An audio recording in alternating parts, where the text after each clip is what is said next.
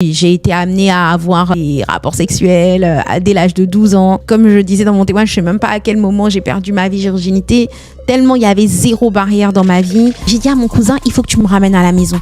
Il me dit non mais attends, tu plaisantes ou quoi? La soirée elle vient de commencer là. VSD. Voilà, là on vient de commencer le week-end en fait. Tu me fais quoi? Je viens d'arriver sur Paris. C'est toi qui connais Paris, qui va m'initier et tout. J'ai dit tu me ramènes à la maison. C'est là que j'ai commencé à avoir des rêves impurs, alors que je n'avais jamais eu de rêves impurs. Je commence à avoir dans mon corps des manifestations démoniaques.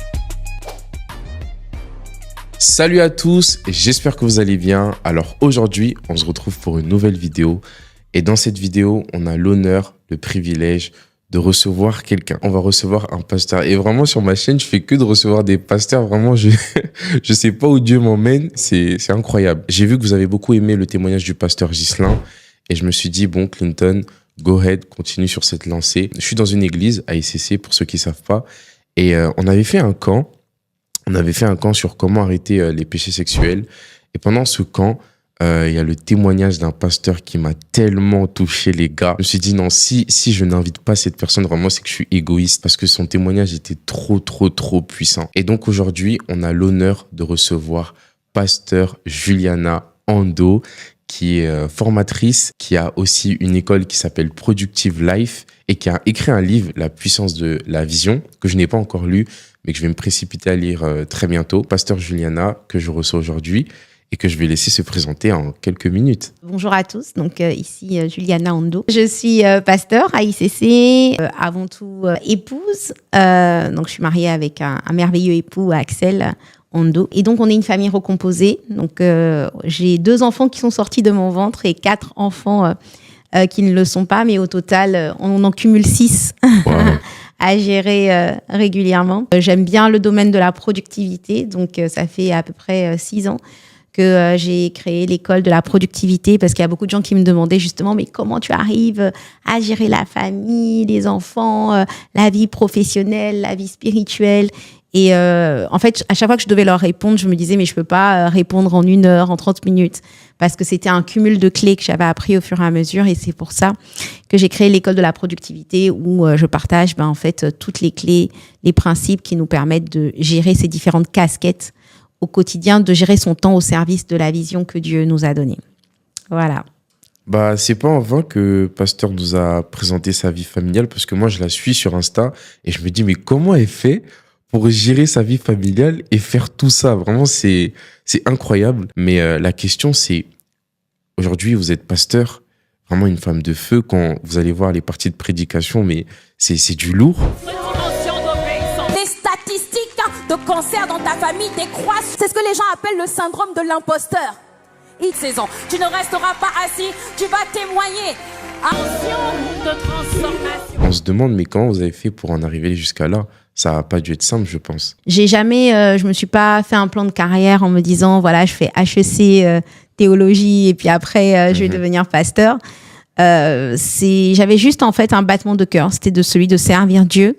Et puis quand je suis arrivée à ICC, ce qui vraiment battait dans mon cœur, c'était de décharger mes autorités, le pasteur Maud, le pasteur Yvan. Je voyais en fait toute la charge qu'il portait.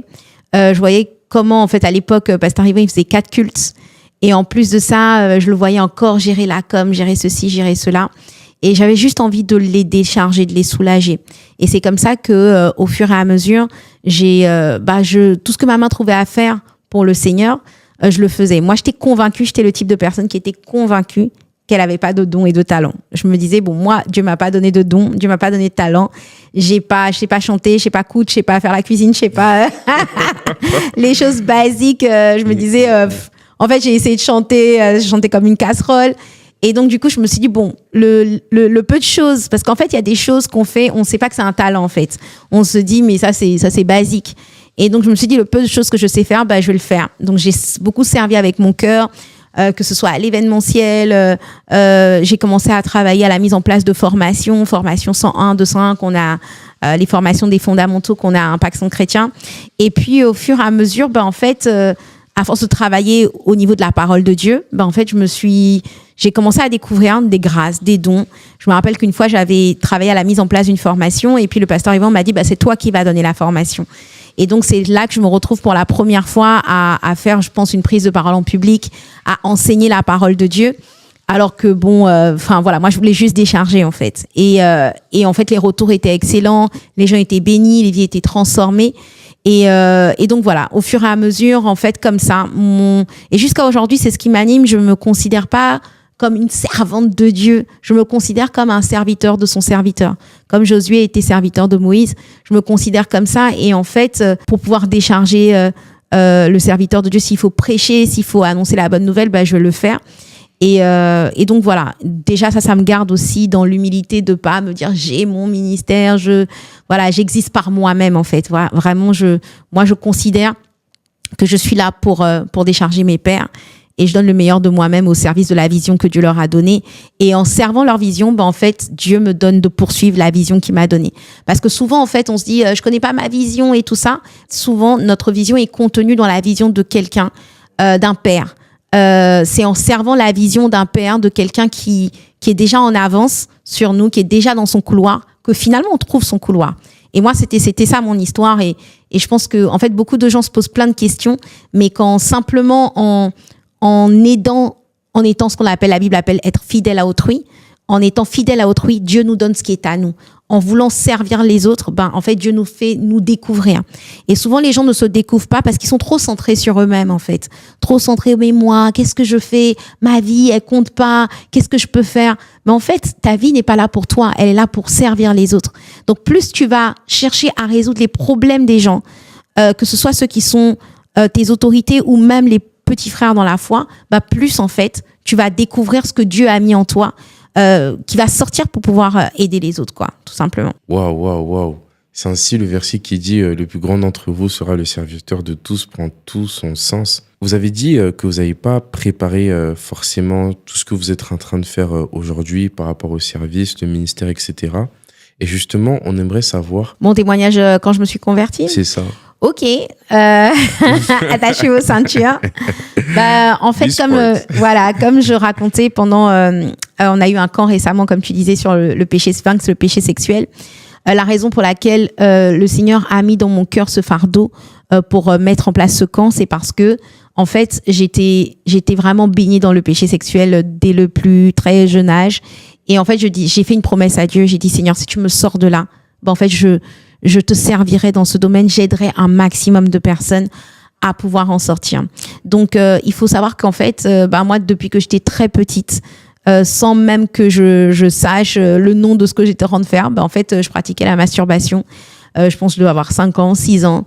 Je me rappelle même pas. Aussi longtemps que je me souvienne, je le faisais. Et puis après, au fur et à mesure, j'ai grandi. J'ai été amenée à avoir des rapports sexuels dès l'âge de 12 ans. J'ai eu des attouchements, j'ai pratiqué l'inceste avec des cousins, avec des copines, voilà, au féminin comme au masculin. Il y avait vraiment aucune limite, aucune barrière, mais c'est comme si j'étais pas consciente de ce que je faisais. J'étais pas en train de me dire tiens, j'aime ça ou je vais faire ça. C'est comme si, en fait... C'était comme si c'était normal, c'est ça? Oui, c'est-à-dire que ça venait comme ça. En fait, voilà, comme je disais dans mon témoignage, je sais même pas à quel moment j'ai perdu ma virginité, tellement il y avait zéro barrière dans ma vie. J'ai eu des situations où, en fait, il y a des personnes adultes qui m'ont fait des attouchements sexuels. Et donc, voilà, et j'étais vraiment beaucoup dans la fornication, beaucoup des copains, les machins, etc. Jusqu'à ce que je rencontre le Seigneur. Et en fait, j'étais prête à tout pour pouvoir avoir l'affection des gens, en fait. C'était surtout ça, parce que j'avais pas... Il y avait beaucoup de dépendance affective. C'était pas vraiment une dépendance affective. J'étais pas comme ça, en fait. J'étais pas la fille qui était amoureuse, qui avait absolument besoin... J'étais vraiment pas comme ça. Et je suis toujours pas comme ça. J'ai jamais été comme ça, la fille amoureuse ou qui... J'avais pas de problème de dépendance affective. Mais c'est aujourd'hui, avec du recul, que je me rends compte que n'ayant pas grandi avec un père présent, aimant, je cherchais une affection masculine parce que, en fait, je voulais plaire. Je voulais plaire à quiconque pouvait me donner de l'attention. Voilà. Je faisais beaucoup les choses pour être dans le coup, pour être acceptée, pour être comme tout le monde. Je me rappelle que je passais ma vie en boîte de nuit. Mais en fait, c'est même pas parce que j'aimais ça, c'est parce qu'en fait, je me disais, mais si ce soir, je vais pas à la soirée, tout le monde va dire, elle est où, Juliana? J'avais la hantise qu'on me dise, mais t'as raté la soirée d'hier, t'étais pas là, il y avait un tel. je voulais être dans le coup, je voulais être voilà, comment dire ça, au cœur de l'attention, sous les feux des projecteurs. Voilà, donc du coup... Et sincèrement, est-ce que vous étiez heureuse lorsque vous viviez tout ça? Sincèrement, non. Sincèrement, mais vraiment pas du tout. Je me rappelle qu'un jour, j'avais enchaîné plusieurs jours de boîte de nuit parce que je faisais des VSD, comme on disait, vendredi, samedi, dimanche. Wow. Et je faisais VSD.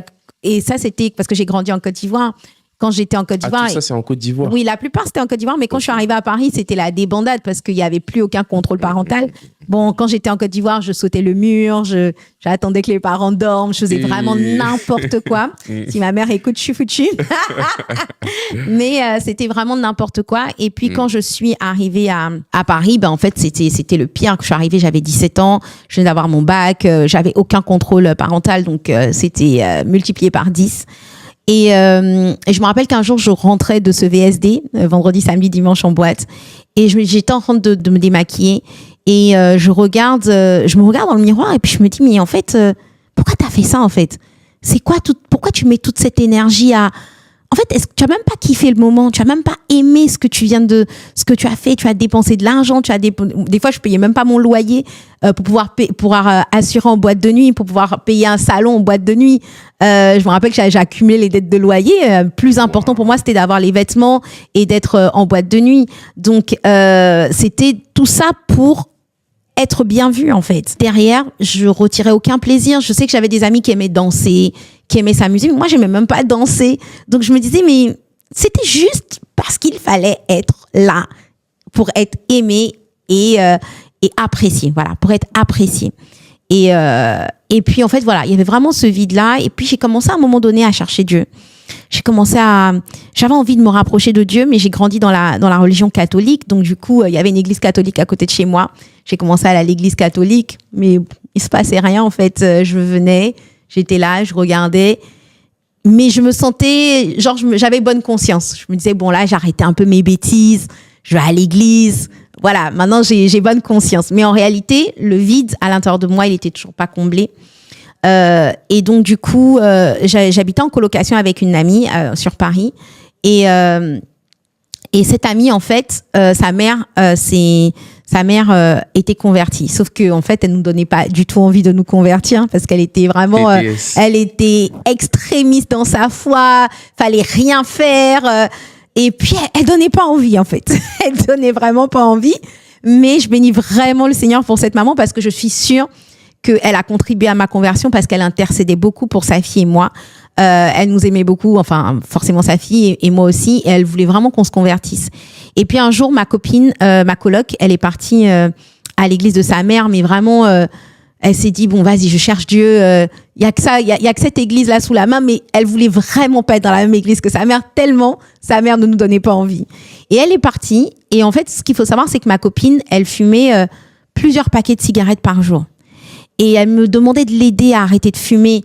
Et je me rappelle que des fois, elle pouvait se réveiller à 1h du matin, aller, comme on habitait sur Paris, aller au tabac pour aller acheter un paquet de cigarettes. Et elle me disait, si tu me vois sortir, empêche-moi de sortir. Et des fois, je me battais avec elle pour l'empêcher, pour bloquer la porte, pour pas qu'elle sorte. Et quand elle a commencé à aller à l'église, du jour au lendemain, elle a arrêté de fumer. J'ai dit, non, c'est pas possible. J'ai dit, non, mais là, il y a... Ça vous a... Ah ouais, je me suis dit, mais il faut que j'aille là-bas, en fait. Elle m'a jamais invitée. Elle m'a jamais dit, viens avec moi, parce que comme elle n'était pas convaincue de l'église et tout, elle m'a jamais invitée. Mais j'ai dit, il faut que j'aille là où t'es partie, parce que moi, ça fait 1 an que j'essaie de t'aider à arrêter de fumer. Et là, en quelques instants, t'as arrêté, donc c'est trop fort. Et donc, je vais à l'église et en fait, j'ai même pas fait la prière du salut ou quoi que ce soit.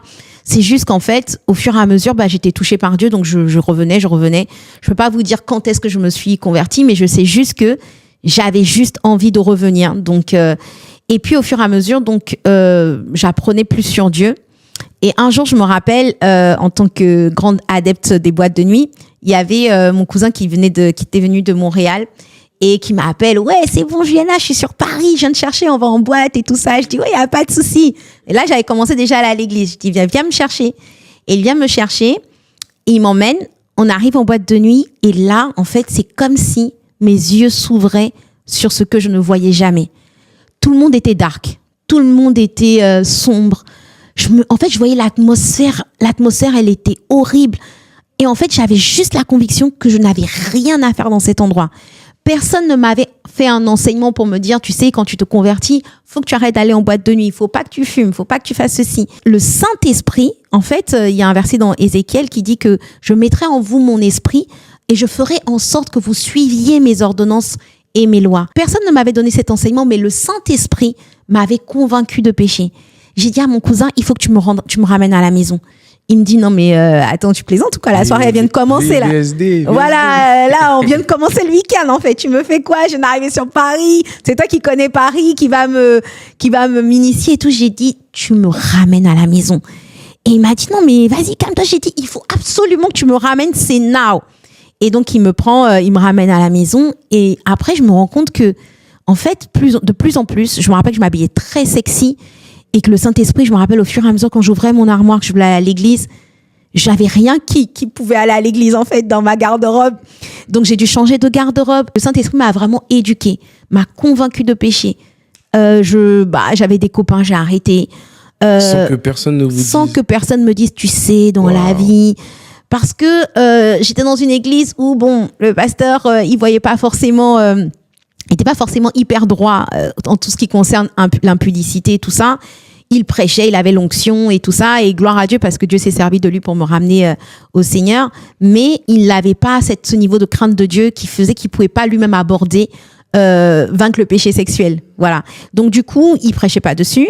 Donc personne ne m'avait dit, il faut pas coucher, il faut pas... Voilà. Donc, du coup, c'est au fur et à mesure que le Saint-Esprit me convainquait de pécher. Et ce qui était extraordinaire, j'ai goûté, en fait, j'ai eu un goût pour la prière, très vite. Je me rappelle que je priais 3 heures tous les dimanches avant d'aller à l'église. J'avais décidé que moi, j'étais le département de l'intercession. Wow. Très vite, j'ai eu une vie de prière. J'avais entendu qu'il fallait prier minimum 1 heure. Donc, voilà, très rapidement, vraiment, ça, c'est la grâce que Dieu m'a fait. Très vite, j'ai développé une vie de prière, une communion avec l'Esprit. Je me rappelle du jour où j'ai été baptisée du Saint-Esprit. J'étais avec ma copine, elle est partie se balader. Moi, j'ai dit non, il faut que je cultive mon baptême du Saint-Esprit. Donc, j'ai continué. Et au bout d'une semaine, mon parler en langue, il avait décollé. Donc, il y a eu vraiment, en fait, l'Esprit m'a vraiment saisi très vite. Malheureusement, comme je vous ai dit, j'étais pas forcément dans un bon environnement. Mais c'est pas une excuse, hein. Et je suis repartie encore vers les péchés sexuels avec les gars et tout ça, machin. Donc là, j'avais 21 ans à peu près. Et donc, c'est peut-être 6 mois après ma conversion. Et je me sentais vraiment... Là, par contre, je me sentais vraiment sale. Je sentais que j'avais déconné. Parce que donc, je repars avec mes copains. Ils fument, ils se droguent. Donc, moi aussi, je fume. Voilà, Et ont vécu toutes ces expériences. Voilà, bien que j'avais connu le Seigneur et que voilà. Bon, après, j'avais aucune base, aucune fondation. Je savais même pas comment ne pas me retrouver dans une situation qui allait faire que j'allais pas retomber. Mais gloire à Dieu, je reviens quand même, je me relève. Et de fil en aiguille, j'atterris à ICC. Voilà, je vous fais la version courte. Je me rappelle que je découvre le pasteur Yvan sur enseigne-moi.com. À l'époque, ça s'appelait enseigne-moi.com, EMCI TV. Donc, ça s'appelait avant... en fait, EMCI TV, c'est enseigne-moi. Voilà. Et je découvre, je dis, mais c'est qui ce monsieur? C'est comme si il dit exactement tout ce qu'il y a dans mon cœur, en fait. J'arrive à ICC et c'est là que, en fait, ma vie commence vraiment à être totalement transformée. Là où je luttais encore avec la masturbation, je faisais des compromis.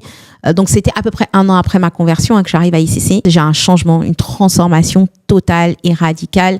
Et puis voilà, les enseignements, la présence de Dieu, vraiment ce que je découvre à ICC, c'est la présence de Dieu. Je me dis, mais c'est quoi? Comment on peut... En fait, j'expérimente que Dieu est réel, que Dieu me remplit, qu'on passe des heures à l'adorer, à l'élever. Et je me dis, mais c'est trop doux, c'est trop bon, c'est 10 000 fois mieux que les VSD, que tout ce que j'ai pu connaître dans le monde. Et de là, on commence la grande aventure avec le Seigneur. Mais là, c'est une question qui me vient à l'esprit parce que aujourd'hui, vraiment, vous servez Dieu et puis ça se voit que vous aimez Dieu. Vous êtes vraiment, quand on vous voit sur la chair en train de prêcher, c'est vraiment très, très authentique. Mais ma question, c'est comment s'est fait ce travail de restauration? Parce que vous avez énoncé dans votre témoignage qu'il y a eu beaucoup d'agressions, d'attouchements, etc. Et comment s'est fait ce travail de restauration? Parce que qui dit travail de restauration dit aussi le fait de pardonner à ceux qui vous ont fait du mal. Et est-ce que ça a été facile? Comment ça s'est fait? J'ai pas vraiment eu d'agression sexuelle parce qu'en fait, ce qui était pas bien justement, c'est que moi, comme je vous ai dit, j'avais aucune barrière. Donc je me rappelle que j'y avais un adulte, je faisais de la gymnastique à l'époque, artistique, et on était en compétition, et il y avait un adulte qui était responsable de nous, qui m'avait fait des attouchements, et il avait essayé de faire des attouchements aux autres filles, et elles avaient résisté, et moi, en fait, j'avais pas résisté. Et en fait, mes copines, elles m'avaient dit, mais pourquoi t'as rien fait? Pourquoi? Et en fait, c'est après que j'ai réalisé que, mais oui, j'aurais pu dire non, j'aurais pu. Donc, j'ai pas eu ce truc de me dire, j'ai pas été violée, j'ai pas été abusée. J'ai pas vécu ça comme ça, en fait. Parce que bon, de toute façon, moi, il y avait aucune barrière. Quand je dis moi, c'est pas la personne que vous voyez aujourd'hui, c'est le vieil homme. C'est ça. Et, donc, du coup, il n'y a pas eu ce problème. Après, j'avais des manques de pardon, plus par rapport à ma mère, mais franchement, quand j'y repense, je sais même pas pourquoi. C'est parce qu'on était en opposition sur pas mal de choses, mais franchement, des fois, vraiment, on a des bons parents, mais on a des manques de pardon injustifiés. Donc, j'ai dû faire un travail là-dessus. Je sais qu'une fois, bon, je donne juste ce témoignage entre parenthèses, juste parce que ça peut édifier quelqu'un. Je me souviens que je lui en voulais énormément pour plein de bêtises. Quand je suis arrivée à ICC, j'ai reçu l'enseignement sur le fait à quel point c'était important d'honorer les pères, les mères. Et donc, je me dis, c'était la fête des mères. Je me suis dit, je vais lui offrir un cadeau. Et donc, je suis allée dans une boutique, j'ai vu une carte où c'était écrit bonne fête maman. Donc, je dis, c'est super, je vais prendre ça. Et c'était écrit à la plus belle des mamans, machin. Donc, j'ai pris. Et puis, j'ai acheté le cadeau. Tac, je voulais faire partir ça en Côte d'Ivoire. Et là, le Seigneur me dit, non, tu écris un mot avec ta propre plume. Et je dis, OK. Donc, je commence à écrire le message. Je voulais dire à la plus merveilleuse des mamans, tout ça. Et je sens en moi une résistance. J'entends plein de voix à ce moment-là qui me disent, mais non, tu peux pas lui dire qu'elle est la plus merveilleuse des mamans. Regarde ce qu'elle a fait. Regarde ce qu'elle a fait. Regarde ce qu'elle a fait. Et je suis en lutte, mais vraiment en lutte. Et au final, je finis par écrire. Et plus j'écrivais, plus je sentais quelque chose qui me quittait. Une espèce un amas d'amertume, de manque de pardon qui me quitte, qui me libère. Et à la fin de mon poème à ma mère, en fait, je me sens totalement libérée. Donc, c'est pour dire, juste entre parenthèses, quand vous en voulez à quelqu'un, il faut pas, il y a des gens, ils vont vous dire, je me sens pas prêt à pardonner, je me sens pas prête à pardonner. Mais en fait, on sera jamais prêt. L'âme, il ne faut pas l'écouter, il faut la discipliner. Parce que c'est comme un enfant qui a besoin d'un médicament. Même si le médicament est amer, vous lui donnez le médicament. Vous n'allez pas dire, non, c'est amer, je prends pas le médicament. Non, si je donne pas le médicament à l'enfant va rester malade. C'est la même chose pour l'âme. Quand la parole de Dieu nous demande de faire quelque chose, il faut le faire même si c'est amer, même si c'est pas agréable, parce que c'est ça qui va guérir et restaurer mon âme. Amen. Amen. Voilà, donc ça c'était la parenthèse sur le manque de pardon. Après, comment j'ai été restaurée de toute cette impudicité? Parce que, j'ai arrêté très vite la fornication, voilà. Mais il y avait quand même les pensées impures. C'est ça, vous avez beaucoup appuyé sur le fait que vous, c'était les pensées avec le cœur. Les pensées impures, parce que quand vous avez baigné pendant des années avec des choses impures, votre système de pensée, il y a des choses que vous avez vues, entendues, vécues. En fait, votre système de pensée est vraiment marqué. Et vous êtes comme dans une prison. C'est ce dont mon père, l'apôtre Ivan, parle dans son livre « Sortir des prisons intérieures ». Et comment j'en suis sortie? En fait, c'est comme si au début, quand je suis arrivée à ICC, comme je vous ai dit, la présence de Dieu, la parole, les choses, en fait, j'ai été restaurée par ce à quoi j'ai été exposée, j'ai envie de dire. Mais il y a eu un moment donné, et j'ai très vite progressé dans le ministère, j'ai été très vite responsabilisée. Sauf qu'à un moment donné, j'avance, mais je me rends compte qu'il y a des choses quand même dans ma vie qui vont pas. Et comme si j'avais pas fait vraiment ce travail de mettre le doigt sur ce qui s'est passé dans mon passé, j'avais pas fait une restauration de l'âme, j'ai envie de dire intentionnelle. J'avais juste arrêté, j'avais écrit à tous mes ex en disant ne me calculez plus, c'est fini et tout. Il y en a plein qui m'ont dit mais c'est bon, t'as pas besoin j'ai été violente, menaçante, tu m'écris plus, etc. Bon, avec du recul, c'était pas forcément sage de procéder comme ça, mais c'était l'immaturité de l'époque. En tout cas, j'ai été radicale. Ça, c'était le bon point. C'est le bon point. Mais à un moment donné, je me rends compte quand même qu'il y a des choses dans mon âme. C'est comme si je sens quand même que j'aime séduire, j'aime me plaire. Il y a les pensées impures. Et puis, je suis pas radicale avec ça, en fait. Je suis pas violente avec ça. Parce que je réalise même pas que c'est comme une seconde nature, encore une fois. J'ai pas confronté ça. Et au moment où je commence à vouloir confronter ça, à vouloir demander au Seigneur de me débarrasser de ça, c'est là que je commence à avoir dans mon corps des manifestations démoniaques. Wow. Voilà. Et je commence à voir, je sais qu'à un moment donné, je jeûnais, je priais, je cherchais Dieu par rapport à, vraiment, je disais, Seigneur, moi, je ne veux que t'appartenir qu'à toi. Et là, je commence à sentir comme des serpents qui se baladent dans mon corps. C'est des combats que vous avez en étant en Christ, né de nouveau et tout ça. Ça, c'était bien, j'ai envie de dire, peut-être au moins 6 ans après ma conversion que je... Comment vous expliquez ça que... En fait, il y a des choses, tant qu'on les a pas confrontées, elles sont là. Il y a des choses que tant qu'on tolère, en fait, juste pour l'anecdote, je me rappelle une fois, Pasteur Justin, justement, racontait une histoire. Ils étaient en train de chasser un démon de la vie de quelqu'un. Et puis, les esprits sont sortis et tout. Et puis, à la fin, Pasteur Justin reçoit qu'il y a encore un esprit méchant, je dis n'importe quoi, l'esprit de colère. Et puis, il dit, mais toi, esprit de colère, tous les autres sont partis. Mais pourquoi toi, tu es encore là? Qu'est-ce que tu fais là? Et puis, il dit, mais on m'a pas demandé de partir. On m'avait rien dit, en fait. Donc, moi, je reste là. Donc, le démon, il s'exprime à travers la personne et puis il dit ça. Il y a des choses, tant que tu les as pas confrontées, en fait, ça reste là. C'est vrai que, après, chacun a son histoire, hein, et Dieu travaille d'une manière, tantôt d'une autre, j'ai envie de dire. Il y a des choses qui vont partir avec juste le fait de tellement chercher Dieu, tellement demander à Dieu de te remplir, parce que moi, c'était vraiment ça mon histoire. Comme je vous ai dit, quand je suis arrivée à ICC, on était tellement axé sur la présence de Dieu, et c'est toujours le cas. À force que le Saint-Esprit me remplisse, voilà, c'est comme si vous avez un verre d'eau sale, à force que vous mettiez de mettre de l'eau propre, l'eau sale finit par partir. Mais il y avait quand même des choses que j'avais pas confrontées, avec lesquelles j'étais pas radicale. Voilà, c'est comme si je tolérais, parce que je ne réalisais pas. C'est ça qui faisait que c'est comme si vous les protégiez. Exactement, tu as tout compris. C'est-à-dire que ce que tu n'expulses, ce que tu ne vomis pas de façon délibérée, que tu n'exposes pas, dont tu ne veux pas de façon farouche t'en débarrasser, en fait, c'est quelque chose auquel tu donnes un droit d'asile dans ta vie. C'est ce que mon père, l'apôtre Ivan, explique, encore une fois, dans son livre « Sortir des prisons intérieures ». En fait, c'est comme si même Dieu envoie sa parole pour te libérer, mais toi, tu caches ces esprits méchants derrière toi. Et donc, quand j'ai voulu vraiment confronter ces choses-là, c'est là que j'ai commencé à avoir des rêves impurs, alors que je n'avais jamais eu de rêves impurs. Rêve impur, qu'est-ce que c'est? C'est quand vous dormez la nuit et puis il y a quelqu'un qui vient avoir un rapport sexuel avec vous. J'ai commencé à avoir des rêves impurs, j'ai commencé à sentir des choses dans mon corps, vraiment. Et là, j'étais complètement dégoûtée parce que je servais déjà Dieu, je formais. Je me suis dit, mais ça fait quoi ici en fait? Et au fur et à mesure, encore une fois, j'étais vraiment quelqu'un qui me perdait dans la présence de Dieu. Je me souviens qu'à cette période, tous les matins, je me réveillais, j'allais au piano. Moi, je joue pas très bien au piano, mais mes petits basiques. Et je restais au moins 3 heures de temps à dire à Dieu que je ne veux être qu'à lui.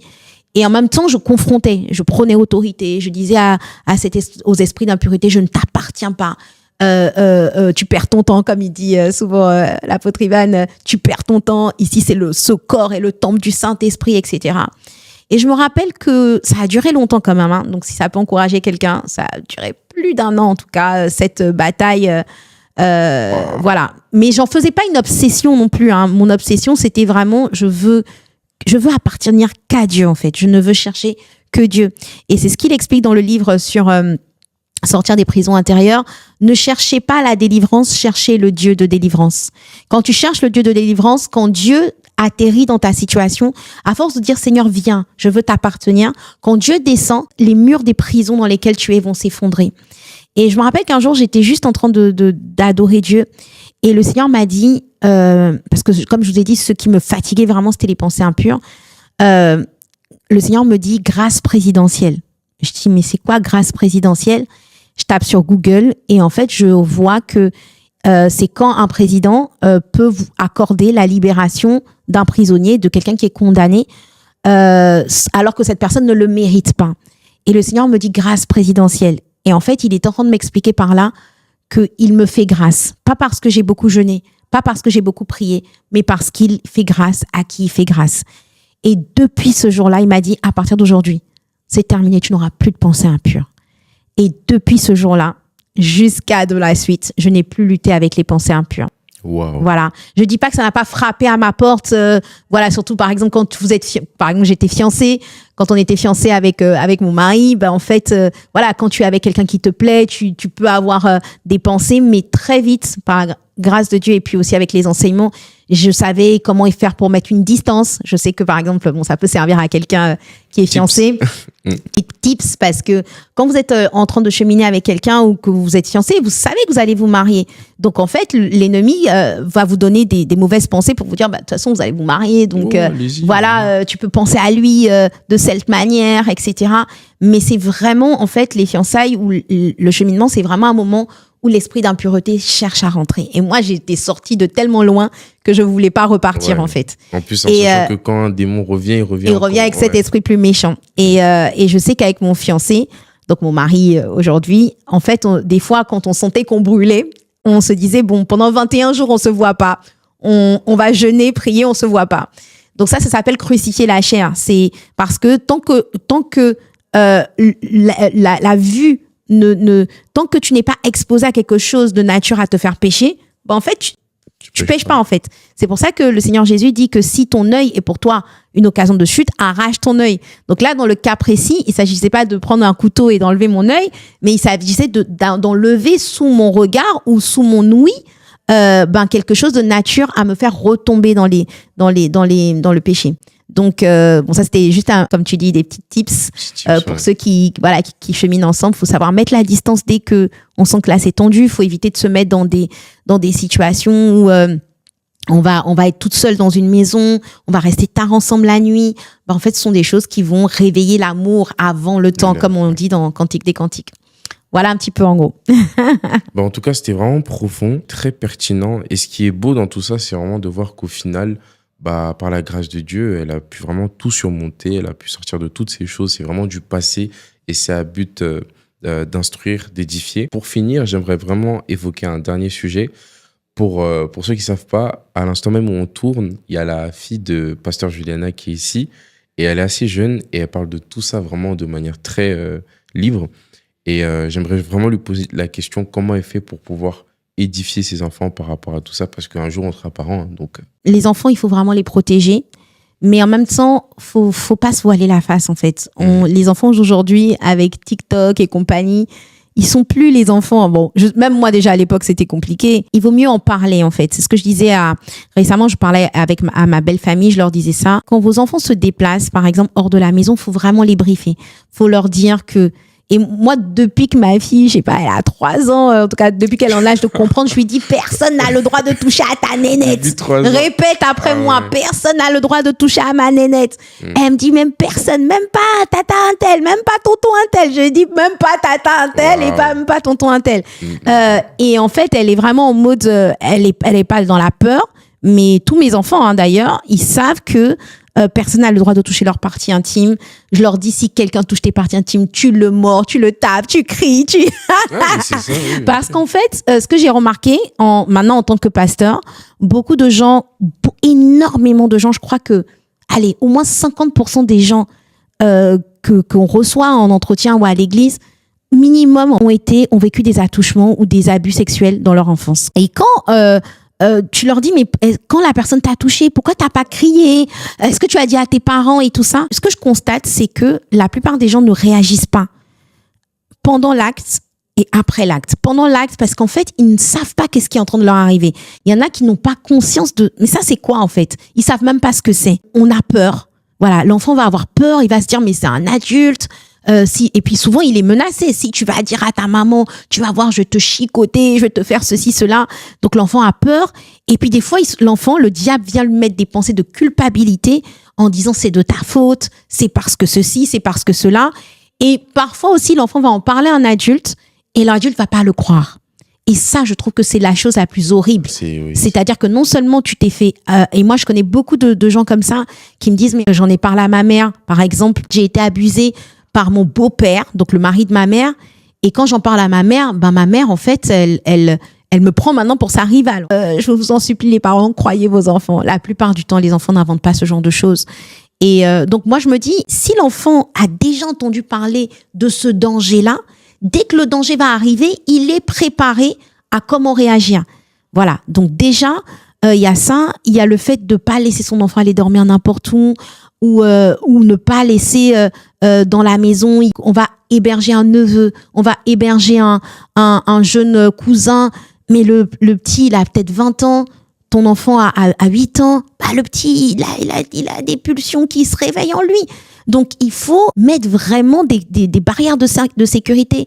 Si tu sais que tu peux pas surveiller les activités nocturnes ou quoi que ce soit. Moi, par exemple, dans ma maison, on a les enfants dorment à l'étage, mais souvent à 2h du matin, je fais des insurrections. Je monte, je vais vérifier, j'ouvre les portes, je suis tout en train de vérifier. Je suis pas dans la peur du tout, mais je me dis, notre rôle, c'est un rôle de gardien, c'est un rôle de veilleur.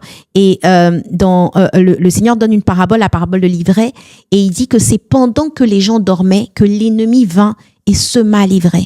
Et nous, parents, on n'a pas le droit de dormir.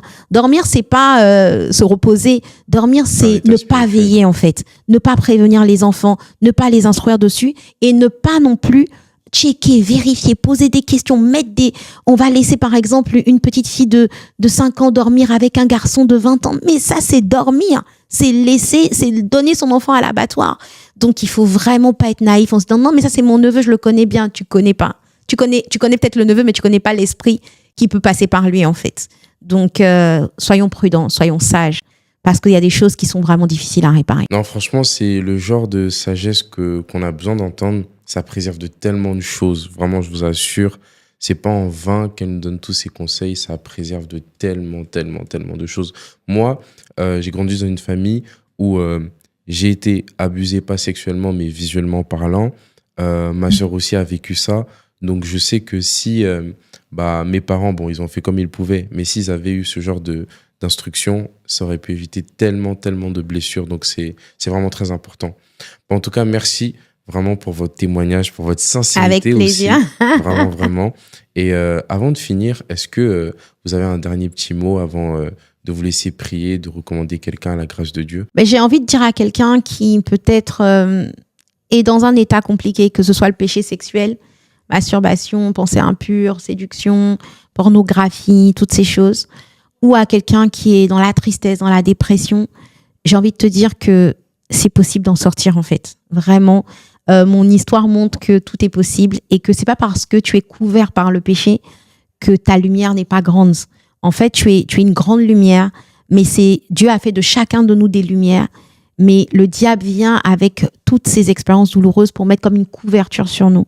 Et on doit avoir une espèce d'indignation de se dire non, j'enlève cette couverture. Je resterai pas, je suis un produit de mon passé, mais je ne resterai pas prisonnière ou prisonnier de mon passé.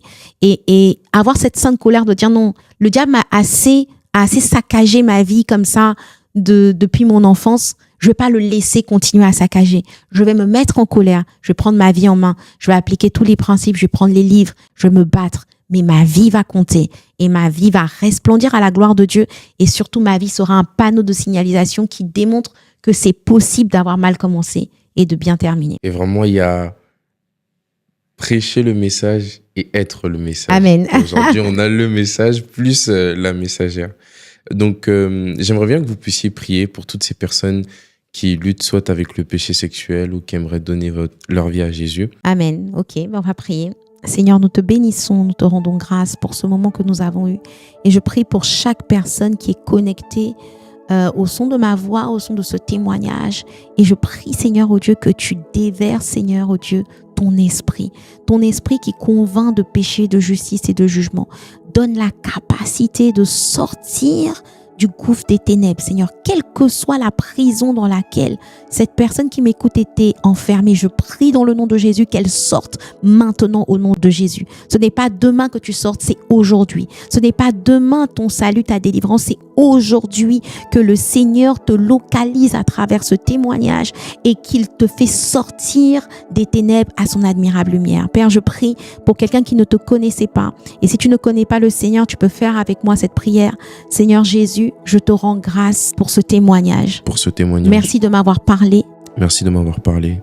Je veux t'accepter Je veux t'accepter comme Seigneur comme Seigneur et comme Sauveur. et comme Sauveur. À partir d'aujourd'hui, À partir d'aujourd'hui, rentre dans ma vie, rentre dans ma vie. change-moi Change-moi et fais de moi et fais de une moi personne nouvelle. une personne nouvelle. Fais-moi prendre Fais-moi un prendre nouveau départ un nouveau départ. dans le nom de Jésus. Dans le nom de Jésus. Amen. Amen. Amen, amen, amen. Waouh. Waouh. Franchement, c'était très Amen. intéressant. Et on remercie Pasteur Juliana d'avoir accepté Merci à Dieu. Ouais, Merci à non. toi, Clinton, Merci. pour cette merci. super plateforme. Merci. En tout cas, vous allez retrouver le livre La puissance de la vision en description. Les informations, Instagram, réseaux sociaux de Pasteur Juliana en description. N'oubliez surtout pas de regarder la prochaine vidéo sur la procrastination. Vraiment, vous avez vu un peu le mindset.